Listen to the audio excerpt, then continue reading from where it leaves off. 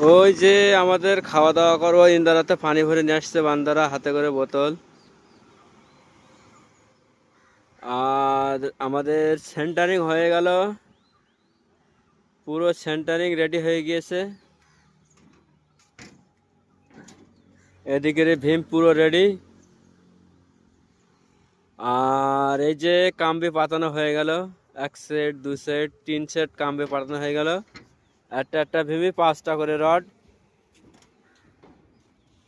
5টা করে কাম্বি আছে।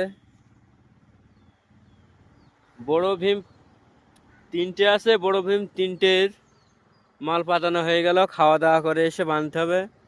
10:30 11টা বাজতে গেল। আর এই ঢালাই আছে, আমাদের কাজ চলছে। ছোট ছোট 3টে ভীম আছে বাকি। আর ওরা হাত পা দিয়ে রেডি। এই যে কি হচ্ছে এখানে? তা ঠিক আছে, আমি তুলছি না তো। ও কি মারছে কেন?